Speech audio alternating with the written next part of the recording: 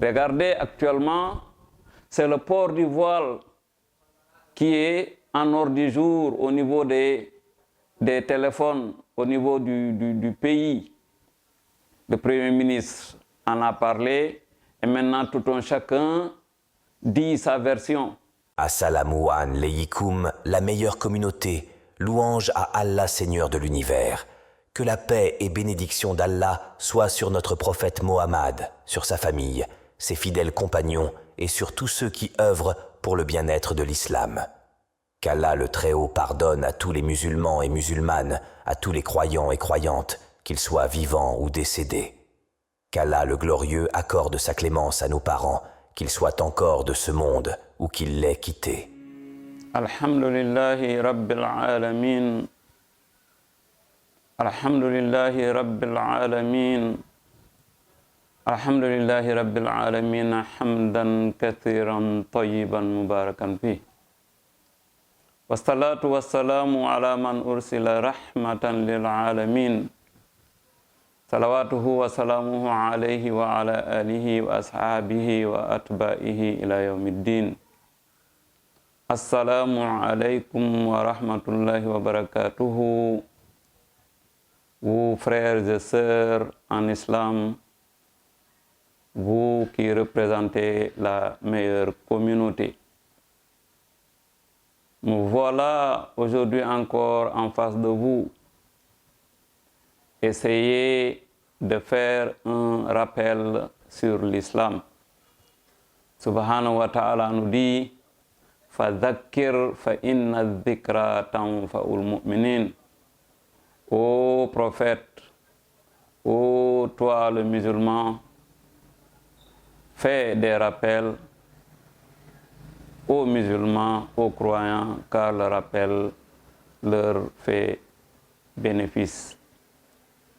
Aujourd'hui, on va essayer de rappeler sur le port vestimentaire de la femme musulmane. Ce n'est pas la peine de chercher de midi à 14 heures ou de chercher même profondément. Subhanahu wa ta'ala, Allah le Tout-Puissant, nous dit dans la sourate 33, verset 59, c'est-à-dire c'est souratul Ahzab, les coalisés, je crois, il dit, il adresse la parole d'abord au prophète sallallahu alayhi wa sallam et il lui dit, Ya ayyuhan nabiyyu, et toi l'envoyé de Dieu, Qul, dis, li azwajika, dis à tes épouses, wa banatika, dis à tes filles, wa nisa'il mu'minina, dis aux femmes musulmanes, aux croyantes, yudnina alayhinna min jalabibihinna, qu'ils fassent descendre leur habit qu'ils portent au niveau de leur habit. Et Allah dit, Dhalika adna an yu'rafna wa la yu'zayna. C'est-à-dire le fait de porter correctement les habits par une femme musulmane, il dit qu'elles seront plus reconnaissantes par rapport à une non-musulmane. Et ça va être une barrière pour les hommes, pour les garçons qui veulent leur faire du mal, comme la fornication. Dhalika adna an yu'rafna wa la yu'zayn. Et qu'est-ce qu'Allah dit en dernier lieu? Wa kana Allahu ghafuran rahima. Dieu dit, c'est lui qui est pardonneur et c'est lui qui est miséricordieux. Ça veut dire quoi? Quand on relate le verset en commençant par la fin, ça veut dire que si on veut être pardonné par Allah, si on veut bénéficier de la miséricorde d'Allah, donc toute femme musulmane doit porter correctement ses habits.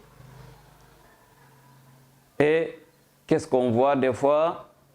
On voit des femmes qui portent des habits trop serrés, et alors qu'elles disent que c'est des musulmanes, c'est des croyantes, c'est des pieux, c'est des ibadou, entre guillemets. Une musulmane ne doit pas porter un habit trop serré. Ça doit être ample. Ça doit être ample. Le prophète sallallahu alayhi wa sallam a dit, même pendant la prière, la femme musulmane qui prie, elle ne doit dévoiler que 2 choses pendant cette prière. Ça veut dire quoi? Ça veut dire qu'elle a droit de dévoiler seulement la figure, la face et les paumes des 2 mains. Ça veut dire que toute la partie qui reste doit être cachée. Mais le mal est que, en général, les femmes, excusez-moi, elles s'habillent correctement comme une musulmane quand elles se présentent à un décès. Parce que là, c'est un décès, donc tout le monde est vraiment au bas niveau, donc on se prosterne, donc on a la piété, on a pitié du mort, on a pitié de nous, car on ne sait pas qui va être le suivant ou la suivante. Vous savez, le prophète sallallahu alayhi wa sallam, quand Dieu l'a appelé au 7e ciel, on en avait parlé, mais pendant le passage, pendant son passage là, pendant son voyage là, Dieu lui a montré que au niveau du feu, au niveau de Jahannam, les femmes étaient plus nombreuses. Mais pourquoi? On doit se poser la question. Ça fait partie de leur place, de leur occupation au niveau du feu. La plupart des femmes, elles sont arrogantes ou bien elles ne reconnaissent pas le bien qu'on leur fait, surtout le bien que leur mari leur fait. Et la plupart des femmes aussi, elles laissent leurs traits qu'elles devaient cacher à l'œil nu, c'est-à-dire à la vue des hommes. Donc, porter ces habits, ça, c'est pas la constitution sénégalaise ou la constitution mondiale qui le dit. C'est la constitution divine. Donc c'est un verset du Coran. Quand Dieu dit Ya ayyuhan nabiyyu, il s'adresse au prophète. Mais quand Allah s'adresse au prophète, mais et nous? Le prophète sallallahu alayhi wa sallam a été envoyé sur nous, sur toute l'humanité. Donc tout un chacun doit veiller à cet ordre. Parce que ça, c'est un ordre. Un verset, là où Dieu dit fais, ça c'est un ordre. Un verset là où Allah dit ne fais pas, c'est un ordre. Donc appliquer l'ordre d'Allah, c'est une obligation. Ce n'est même pas un droit. On a l'habitude de dire, avant de réclamer ses droits, il faut s'acquitter de ses devoirs. Donc ça, c'est un devoir que nous devons s'acquitter. On peut, entre parenthèses, parler un peu de l'habillement aussi des hommes. Dieu dit dans le Coran, Khudhu zinatakum inda kulli masjidin. Donc, là, l'habillement de l'homme et de la femme y est inclus. Mais qu'est-ce qu'on apprend de l'habillement des hommes ici? Dieu dit, Khudhu zinatakum, c'est-à-dire quand vous allez à la mosquée, prenez votre parure, c'est-à-dire portez des habits propres, portez des habits bien repassés, par exemple, si vous en avez, portez des habits corrects. J'ai parlé à la mosquée, il y a des frères, quand ils vont à la mosquée, ils sont en t-shirt, par exemple. En t-shirt. C'est vrai, la partie honteuse de l'homme, c'est de l'ombril jusqu'au genou. Mais, quand tu dois aller te présenter à la mosquée, tu dois aller faire face à Dieu, faire face à Allah. C'est la maison d'Allah. C'est le lieu le plus sûr. Je dis que si Allah venait par exemple dans notre quartier, il n'allait pas choisir la maison la plus jolie du quartier, là où il y a le plus beau salon. Non. Il va être reçu au niveau de la mosquée. C'est là la maison de Dieu. Donc, si on fait bien la mosquée, c'est bien. Mais faire bien la mosquée avec des moquettes, avec des carreaux, alors que les musulmans ne prient pas correctement dans la mosquée, ça c'est autre chose encore. Donc un musulman qui va à la mosquée, il doit porter des habits décents. Le prophète sallallahu alayhi wa sallam dit « Thiyabur rajuli nisfu saqihi » L'habit du musulman doit être compris, c'est-à-dire ne doit pas dépasser le milieu du tibia.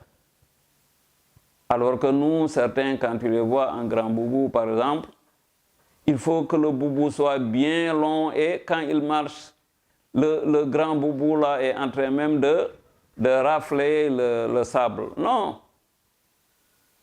Regardez les tenues vestimentaires des pratiquants d'arts martiaux. Vous ne verrez pas un pratiquant d'arts martiaux qui porte un pantalon qui atteint même la cheville. Non, parce qu'il faut que les pieds soient souples. Donc, le port vestimentaire du musulman, c'est-à-dire de l'homme, ne doit pas, dans les normes, dépasser la cheville. Donc, regardez quand Allah, on revient aux femmes, quand Allah nous parle des habits des musulmans et des musulmanes qui vont être dans le paradis, que Dieu nous en fait part, dans Suratul Insan, Dieu dit Aliyahum thiyabu sundusin khudrun wa istabraq. Khudr. Khudr, c'est quoi? C'est la couleur verte. Donc la couleur de l'islam, c'est le blanc et le vert. Donc les hurul ayn qui vont être au niveau du paradis, qui vont être les servitrices et les serviteurs, parce que tous les petits et petites qui sont morts, jeunes, qui n'ont pas encore atteint la puberté, Dieu dit que ça, c'est des enfants qui vont être des enfants du paradis. Et ils vont être les serviteurs là-bas. Regardez le grade que Dieu a donné aux femmes qui ont adoré Dieu jusqu'à mériter son paradis. Qu'est-ce que Dieu dit dans Suratul Insan? Il dit Inna hadha kana lakum jaza'an wa kana sa'yukum mashkura. Dieu dit ceux qui ont mérité le paradis. Inna hadha, ce paradis-là, kana lakum jaza'an. Ça, c'est la récompense que vous avez récoltée. Vous, hommes qui ont eu le paradis, vous, femmes qui ont eu le paradis. Et Dieu continue et il dit wa kana sa'yukum mashkura. Vos pas, quand vous étiez dans le bas monde, vos pas, c'est-à-dire vos travaux, vos faits, sa'yukum mashkura, c'était récompensé. C'est-à-dire vous aviez fait ce que Dieu vous a demandé de faire. Vous aviez laissé ce que Allah vous avait interdit de faire, de vous approcher. Regardez maintenant les épouses, les femmes musulmanes. Elles vont avoir un grade qui est au-dessus des Hurul Ain. Donc elles vont avoir des Hurul Ain comme des bonnes qui vont travailler pour elles. Regardez, qu'est-ce que les Hurul Ain vont dire? Oh Allah, pourquoi tu ne nous as pas créés comme tu as créé Adam et Ève, et qu'on soit dans ce bas monde, et travailler comme celles-là ont travaillé, on va avoir ce grade qu'elles ont. Donc vous voyez, Hurul Ain, c'est des femmes. Dans Suratul Waqi'a, Dieu nous dit comment elles sont. Hurum Maqsuratun fil Ghiyam dans Suratul Ar-Rahman. Donc, c'est ça la présentation de l'habillement en général, ou bien grosso modo du musulman. Que Dieu nous fasse comprendre les versets du Tout-Puissant et qu'il nous fasse les appliquer. Regardez actuellement, c'est le port du voile qui est en ordre du jour au niveau des téléphones, au niveau du pays. Le Premier ministre en a parlé et maintenant tout un chacun dit sa version. Donc la réponse c'est le Coran. La réponse c'est le verset. C'est Allah qui choisit comment doit s'habiller une femme musulmane. Donc, le fait de vivre en harmonie, ici par exemple au Sénégal, entre musulmans et chrétiens, l'habillement ne devait pas poser problème. Si on regarde au niveau des écoles privées catholiques, excusez-moi, mais la majorité des élèves, c'est des musulmans. Et c'est là-bas de soi. Dans un pays où 95% sont des musulmans, donc ils sont les plus nombreux. Si les musulmans n'amenaient plus leurs enfants dans les privés catholiques allaient fermer. Mais il y a la rigueur au niveau de ces écoles. Il y a la bonne scolarisation au niveau de ces écoles. Comme nous, musulmans, nous sommes comme ça. Donc, on doit semer la pudeur, la tolérance, donc le bon voisinage et la teranga. Donc je crois que je vais m'arrêter là. Portez-vous bien. Assalamu alaikum wa rahmatullahi wa barakatuh.